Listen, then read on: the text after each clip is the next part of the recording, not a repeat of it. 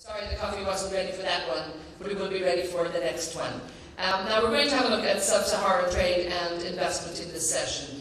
And we do have two of our speakers with us here. We will be joined very, very shortly. He is on his way, and I'm absolutely thrilled to say that Mr. Ram Prakash will be joining us, and he is the Managing Director of the Board of Investment for Mauritius. So we're going to get started, so don't be surprised if somebody joins us in the middle. He's meant to be there, and we'll be happy that he's there. He's not invading our panel or anything like that.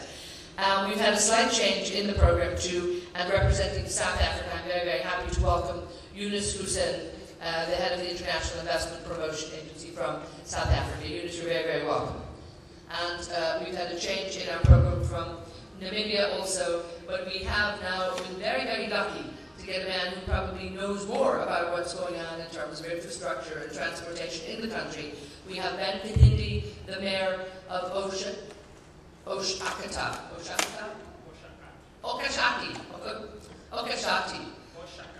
See, this is the disadvantage of growing up in a small island like Ireland, way out there in the Atlantic. You know, I don't get out much, so I'll have to work on that one. But thank you for your patience and your understanding. So now we're going to look in this panel. We're going to be looking at transportation and infrastructure, some of the issues that we've actually talked about over the last few days, the absolute essential, almost the vein work of any country, of what's absolutely necessary.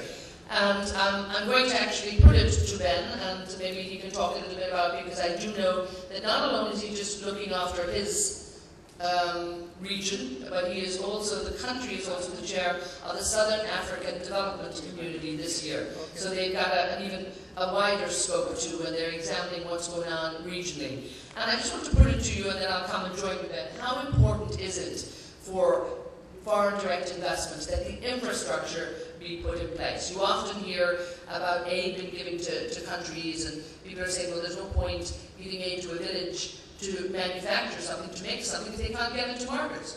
And unfortunately, this has happened in many areas. And so investment that goes into a region is probably almost stuck there if the transportation and indeed if the infrastructure is not in place. How important would you say that that single element is? Yeah, Madam Moderator, the region of Southern Africa, which got the economic community of Southern Africa Development Community, which was started by its predecessor in 1980, is SADCC, now is actually SADC, is constantly engaged in developing policies and strategies in the different areas of regional cooperation integration aimed at achieving its objectives towards integrated market and economic community. So in the past 22 years of its existence, SADC has made significant progress in the areas of regional cooperation and regional marketing integration, as well as in regional infrastructure services. In transport in particular, the idea is to have a seamless, integrated, safe and cost-effective, responsible transport system from its ports. And we believe that that is central to the realization of the SADC objective on transportation, to enhance the economy. And hence, the signing of the SADC Protocol on Transport, Communication and Meteorology, which was signed in 1996, a very big milestone in the economy of SADC countries. So, accordingly,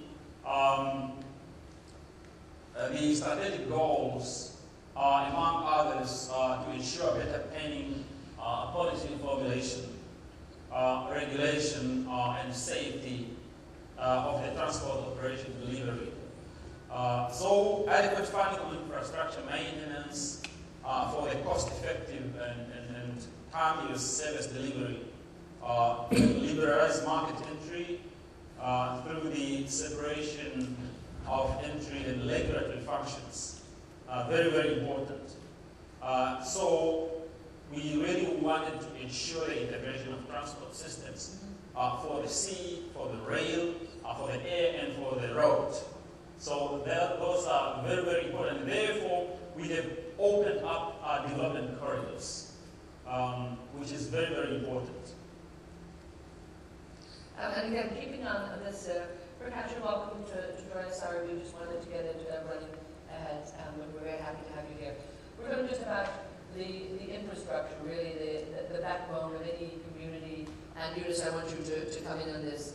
Having that infrastructure in place, would you say that that is probably the most essential part of development that you really need to put in place before you can actually be attracting international investment to the country?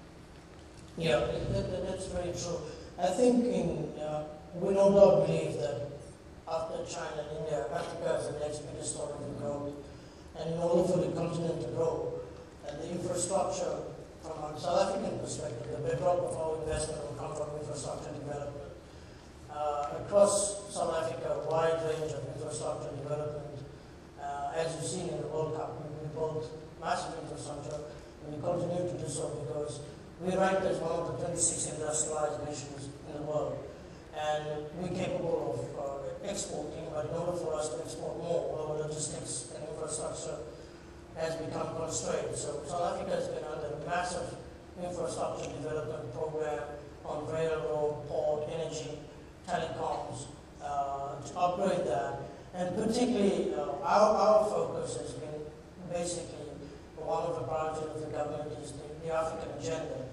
And on the continent to spearhead infrastructure development throughout, because what you find is that the African countries are able to trade, but it takes for example, in landlocked countries, it takes something like 15 days to get to port. That's really convenient, to say the least, when you're trying to move your goods, yes. So we through the African Union, the President is charged, our Ministry of National Planning, to work on the North-South Development Corridor, as my colleague has mentioned. But what we're doing is that also we're hosting a conference later this month to take the market size. You see, Africa has moved beyond development to a larger market size today. So we're moving beyond SADC. We're bringing the three regional economic blocks together, SADC, COMESA, and East African Community, to form a grand FTA which brings the three regional blocks together. We have market size there of 700 million people. And basically a market of over 624 billion. So no longer you look in years to come at just being in sub-Saharan Africa of 200 million people, you have a market size of over 700 billion.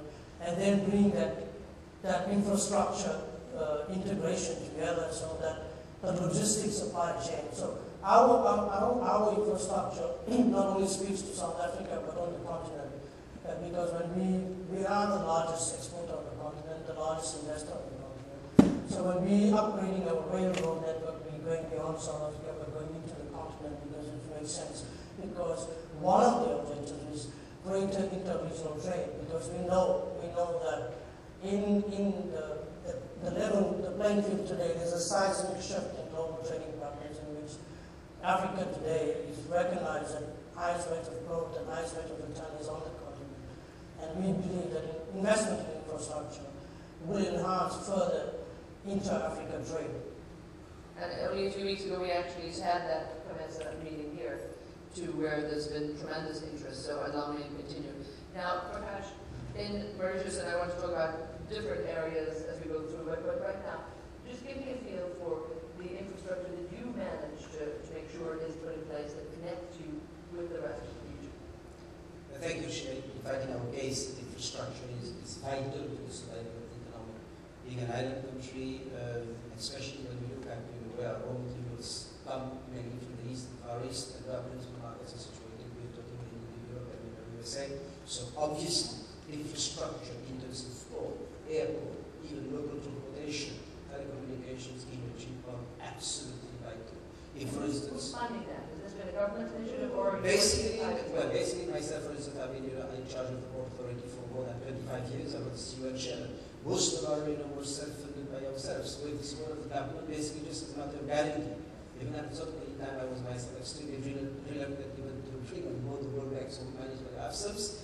And I can tell you, even when we were doing a massive dredging and reclamation works coming up, with the modernization of the whole infrastructure, there was a lot of criticism, but ultimately they realized, you had to have a vision, principally because 99% of all our international trade is basically, in terms of volumes, is through the port. So the same way now, in fact, the airport is going again through massive transformation, the road networks equally. So yes, physical infrastructure is vital, but we also need what we call a soft infrastructure, which less people talk about. That is, we have been able to put the right in what I call the fiscal, the banking, the financial, institutional infrastructure to be able to make, Mauritius the center of excellence for business in the region. And indeed, that too, you've got a lot of work going on, and you're now investing outside. So, in a way, you're exporting that to be making money to fund everything else. I mean, your investments in India are tremendous right now. Well, this is the thing, Mauritius being a center of excellence is, quite historical. But this, in the past 20 years or so, due obviously to discussion between that Mauritius is with India, Mauritius has been one of the major pillars of investment into India. Last year, it amounted to around $12 billion, which is about 54% of the total investment, FDI going into India. But now we find that the trend is not in India, it was China, and to a lesser extent Mauritius, but now the trend is going more and more towards Africa as well. And this is what we are doing to make sure that people are very much sensitized of the opportunities now we have not only in the country, it's in Mauritius, but also as far as where we can go. We do close collaboration with various IPAs, and I think this is creating a lot of synergy between the different authorities on the one hand, between the private sector on the other based in Mauritius, and other people, especially from Asia, who want to go and into the region. Now we've seen just an issue, I think, that every economy is going to be taking into consideration, a very, very high oil price for the last 2 months. And while you sit in a continent, in a region that's very, very rich in minerals, your specific countries are not OPEC members, you're not the big producers. So tell me this, how's that oil price right now that is consistently above $100 a barrel, how's that impacting the country? How are you managing for your domestic energy right now? It certainly does. I think South Africa, we're blessed with more conventional sites. Exactly. But what we're doing is that in terms of our energy security supply. In barter of it, they give you some oil and you can. For our energy, what you find is that some countries in Africa do have oil. Countries like Angola, Nigeria, Gabon. What we don't have in Africa is an oil refinery. Yes. And what we're doing in South Africa, for example, on the west coast of the country, with our national oil company, Petrosa, is creating an oil refinery for 400,000 barrels. So that will assist us in South Africa to have our energy security plan. And then also further develop on the continent oil refineries with partner countries in Nigeria and in Angola. So I think moving forward as part of the entire infrastructure value-added chain, looking forward that we certainly in South Africa will put up the oil refinery, and we look already have the bilateral relationships with Angola and Nigeria to see how we can further cooperate in terms of, that's what we talk about, the inter-African trade, and value-adding that trade instead of them and us just exporting. Nigeria exports all the crude out of the country and then brings it back in. A very high price of product. So that's what we're talking about South Africa, on the continent, where we can assist, cooperate with each other, beneficiate, value add the product, and assist and cooperate with each other. Because, yes, as your economies grow, and as people have more disposable income, we're coming back to the fact that the demand on power is huge. And I want you to look at what's going on in Namibia. You have gas, you have coal-fired power. Is that adequate for your growing population? Yeah, before I get to that, I would like to just emphasize the importance of the availability of reliable and cost-effective and affordable energy. Absolutely, yeah. There is that energy security every country's got. So the economic efficiency and the poverty eradication is the key. And that's very, very, very important. Hence, we are signed the protocol, the SADC protocol on energy in 1996, because we are very, very serious that we are not doing this in isolation. We are doing this in the context of the whole of SADC region, because the drain of the energy power is very, very critical.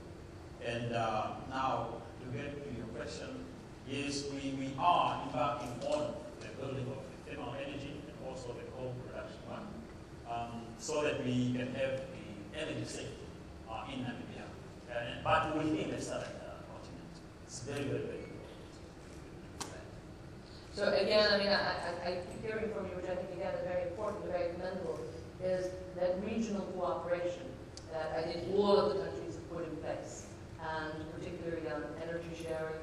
And when you're sitting right, you know, on the sidelines of a huge oil producer, you look at what's coming out of Nigeria and indeed Angola. I was only there in one country very recently myself. And there was a lobby line actually that came from the head of Shell when she was leaving Nigeria. And her very words were, Nigeria is too rich to be poor. And indeed, in many ways, Africa is too rich to be poor. And it's a distribution. You all have to work a lot closer together. You find in industry that's beginning to happen in manufacturing, in energy, the whole lot. Yes, I'd like, in fact, just to come back to what you said earlier in terms of energy efficiency. Greg rightly said, many people don't realize that, of course, we, as an island country, and even for that matter, a number of countries in Africa, producing oil. Yes. And can you imagine the devastating consequences, right, of the rise, in the price of fuel, the result of the price, the cost of transportation, which might from that, and what the effect is having on the economic energy. So obviously, yesterday, as you know, there was a new session on global energy, and DWC raised a number of very, very important questions, vital questions. Now, if we do not come to the challenge to make it that this is being produced on a massive scale, right, at par, if not lower, with what is being produced right now, because all the great communication seems that there is a huge mismatch. So I hope that the answers which we receive are supposed to be quite reassuring, but yes, it is yet to be seen. I think this is what there was some encouraging signs. Yes, in terms of regional cooperation, in fact, what I call regional integration, right? I think this is extremely important. I think a lot of things happening.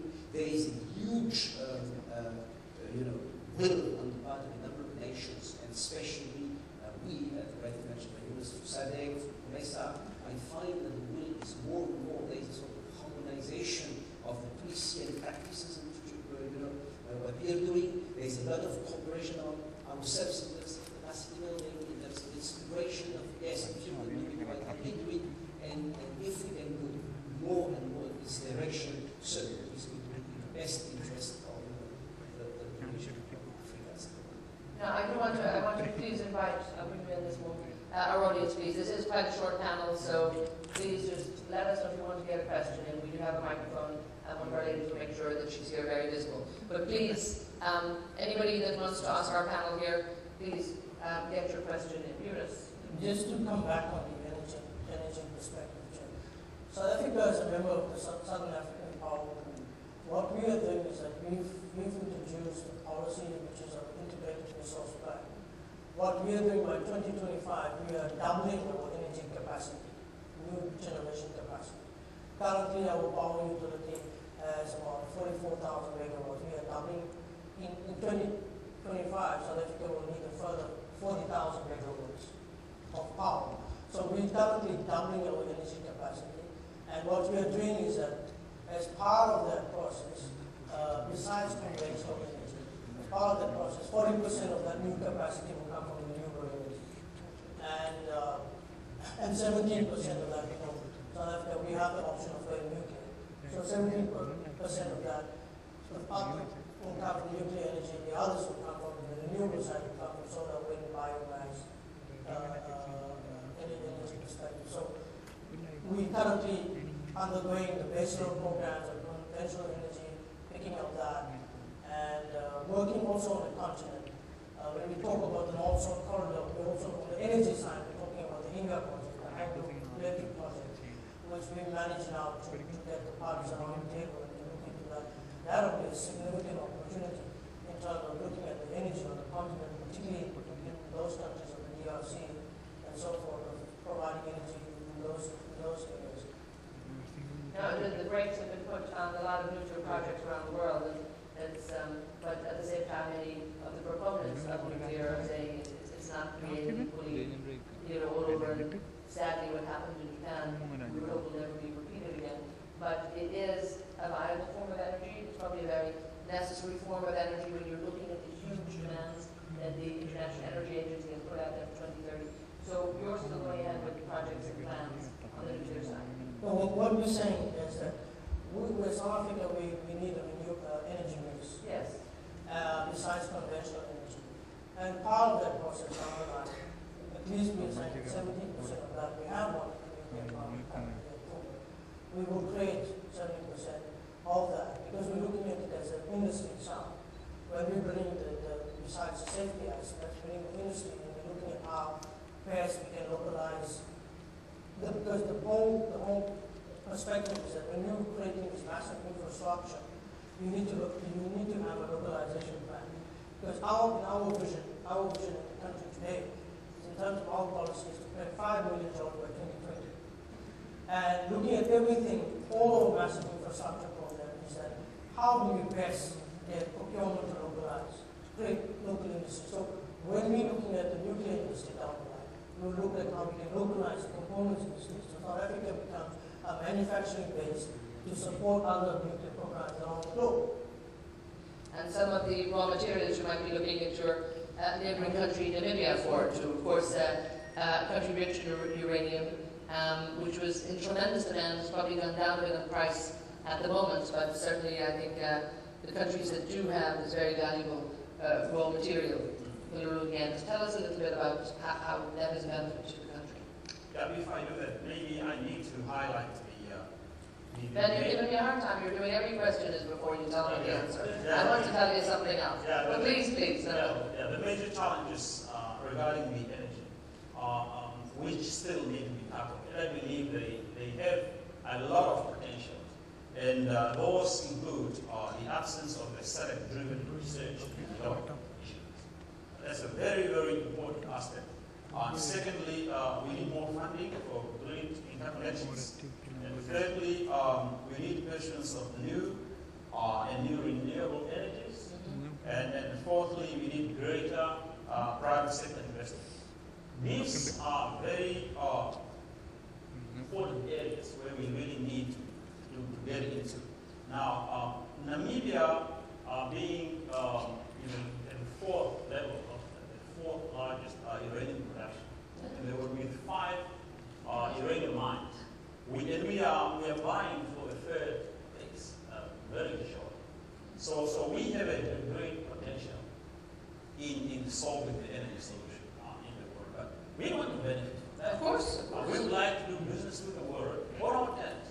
So that's why it's very, very important. But we must be realistic. We must be really persuasive, and we must reach out to the world. That's why we want to make sure that we benefit from these relationships, and it's very, very important that our uranium, gets a greater return benefit for us as a young upcoming nation, and also for the South.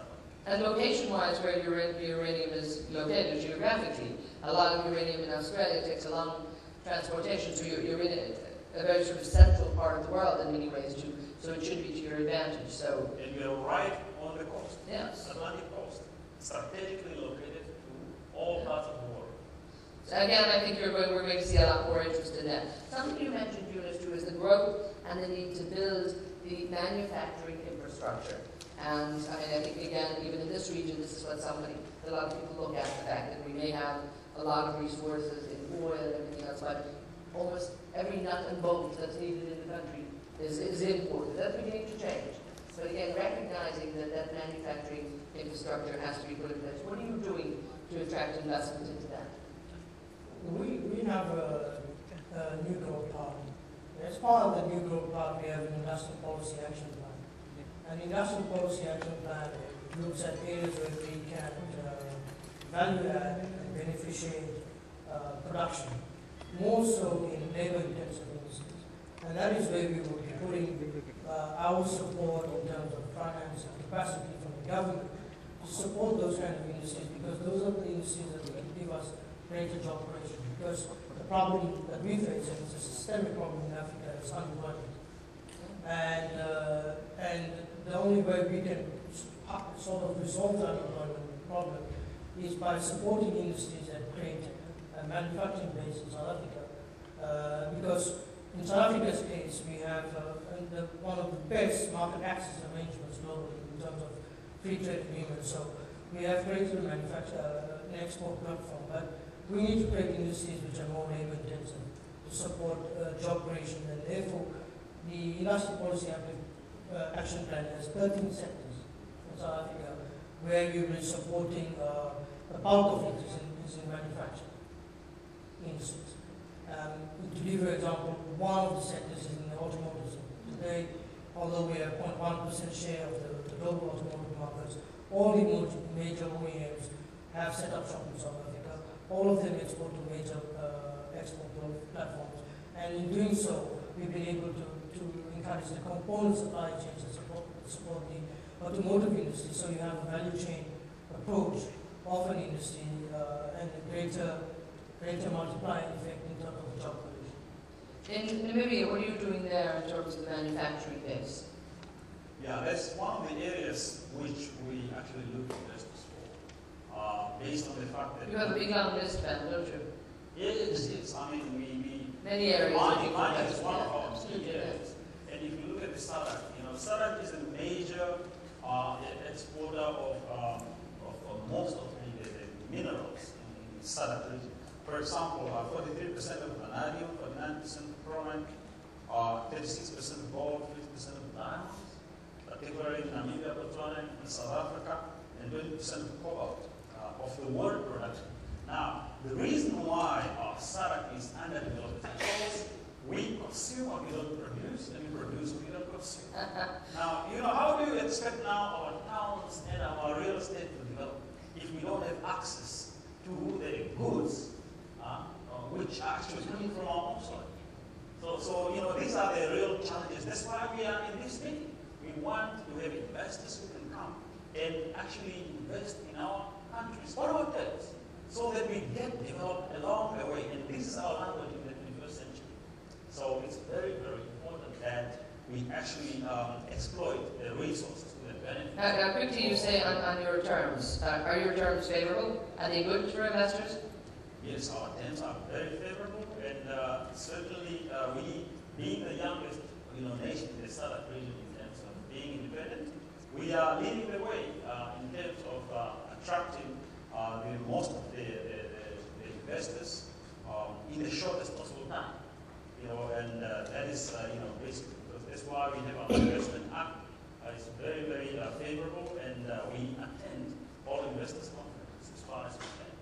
Super. Now, Mauritius might have the advantage of being just a little bit ahead of you, because I do know you're ranked first in Africa in terms of the ease of doing business. I mean, that's being in that position is it's a nice position to be in, and even globally, you're up there in 20th. So that's very commendable too.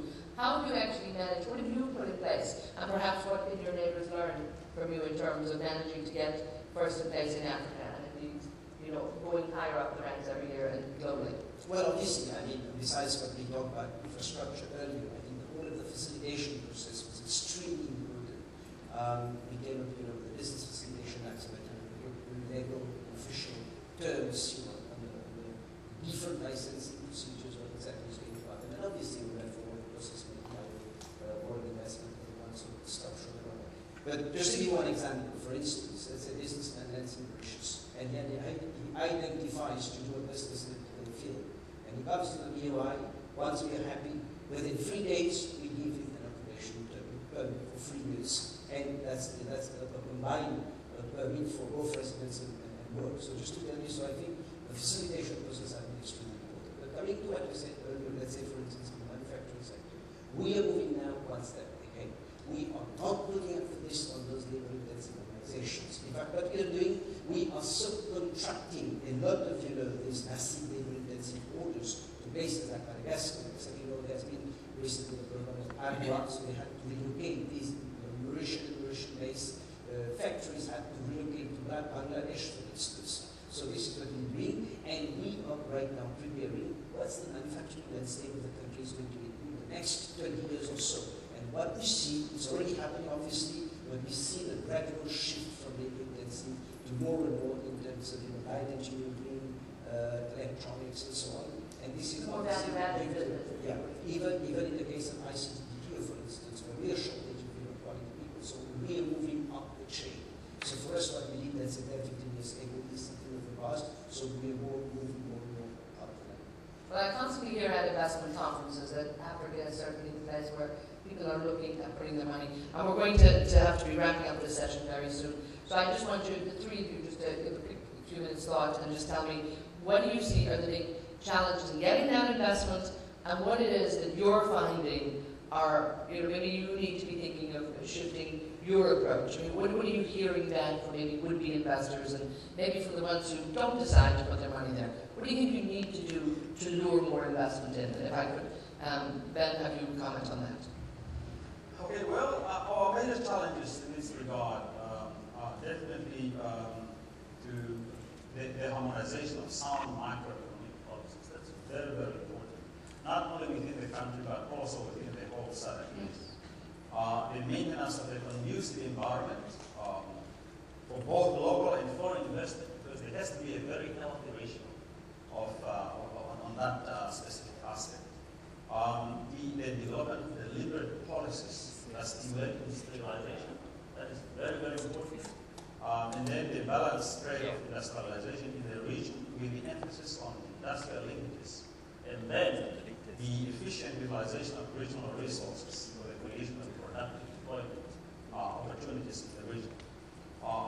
Because our governments, and particularly now in Namibia, we have been trying since independence to outsource the non-core functions, and we remain with the regulatory functions. We believe that is the better way to attract the investment. Then we do what we do best. So it is very, very important to do that. And particularly in Namibia, we have managed to increase the delivery of the goods through our ports within 48 hours in any country. Which other neighboring countries take 3 weeks up to 3 months. So it can be done. Yeah. We are doing it in Namibia, and we believe that we can do that. And maybe serve as an example to some others, but Absolutely. yeah, the fastest to market is probably the one we're going to buy, huh? We make the land available also. Yeah. That's very, very important. You can Land imagine. available for sale. That's another topic that we're not going to have time. Mostly for lease. For long lease. Mostly Yeah. for long leases. Super. In South Africa now, and a lot of focus there on with the soccer, of course, but how has that, what has that brought to the country? Are there investors, did you get more investment in that the country was in the global spotlight? A lot of excitement going on internally and outside as well. But where are the challenges still to be bringing money into the country? Look, I think that for sure we were in